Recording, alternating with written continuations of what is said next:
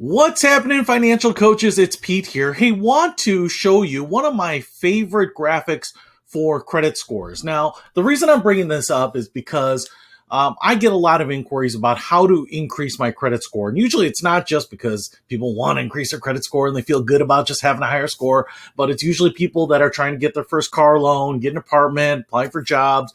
They've downloaded Credit Karma for the first time. They see where their credit score is at. They're coming out of school, paying off debt, whatever. There are a lot of reasons that people need a good credit score, want a good credit score, and you can certainly help people improve their credit scores. Now, I've done a lot of workshops where I kind of talk about the main categories that go into credit scores and how to improve them. And those are certainly workshops I would recommend, seminars that you might do, presentations, because a lot of people I think are interested in that. But when it comes down to what do I do with the score that I have to move up a level, to continue to move up, where do I focus? That is actually a really specific question that is really perfect for financial coaching, because I usually will do a presentation on, payment history and the amount of credit used, utilization and things like that. But then when I talk to people, they're like, all right, I get that. All that makes sense. But what should I do? Here's my score. Here's my credit report. What are the things that you might suggest that I do to raise my own score? So I have used this graphic in the past. Now, I don't know if Guidation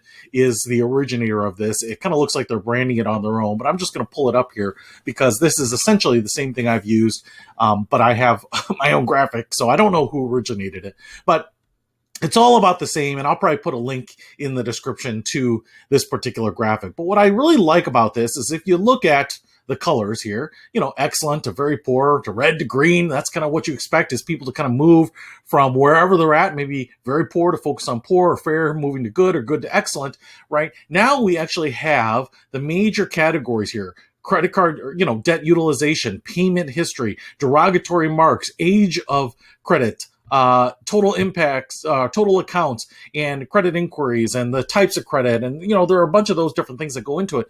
But what I love about this is it kind of shows what you are probably in, what kind of range you're probably in for each of these categories. So let's just say I was someone with a fair credit score, and I'm kind of guessing that's maybe a 650 here. I'm not exactly sure what the ranges are today's, but these are FICO scores usually.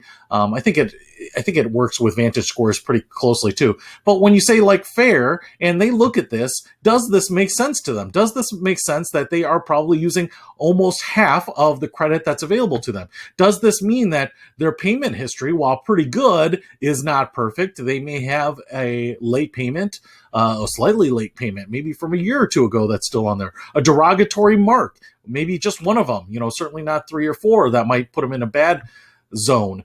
Age of credit history, maybe they're new to the workforce. They don't have a lot of credit. They came out of college, got their first credit card, those types of things. What I like about this is you can say, hey, all right, to move from here to here, we really need to be under 30% credit utilization. So that's one thing you can focus on, right? This derogatory mark is something that maybe we can address. Maybe it's wrong. Maybe we can, address it in the credit report, put a statement on it. Maybe this is going to fall off at a certain point of time. Maybe you're going to get a couple more years of credit history just by continuing to do all these other things and letting the clock continue to run, right? So what I like about this is it helps us kind of drill down into the specific things that people need to do for their own credit score. It's hard because in the past, before I've had something like this and some other tools, people would say, what can I do? And we'd kind of talk about maybe what is affecting their credit score. Have you had late payments?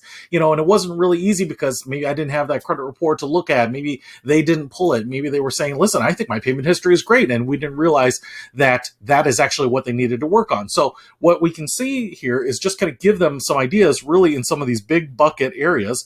And I would say that utilization and payment history are probably the two top ones. But if we say, hey, here are some thresholds, this gives them some really specific goals, some really specific targets to go after, as opposed to just saying like, hey, be better about paying on time, or, hey, you should try to get your utilization down, because, they might not know that, they're at 32%. And if they can get under 29, that might be a threshold that works to their advantage. And, as they're doing it, they just might say, listen, I've got $5,000 of credit card debt. What does it matter that I get to $4,600, right? And so this just helps crystallize a lot of this. This helps give them a concrete action plan. Again, not specific, that you must do this or focus on any one of these things, but I would say that right up here at the very top row, I would figure out where they fall based on what their actual credit score is, and then focus really on these top two lines here to say, hey, are you in these buckets? And, even if you don't know what these are, and they can tell you that they're using half of their credit available, that might put them in that poor category. And if their payment history is pretty good, that you might say, hey, you've got to make these payments on time. If you had old payments, maybe you can address those on the credit report. Whatever it is, it's just this pretty simple graphic has been really useful to me to help zero in on some tips, some tricks, and some tactics that they might be able to focus on to get that credit score up. So hopefully this helps you. Again, I'll put a link to this in the description below. See you later.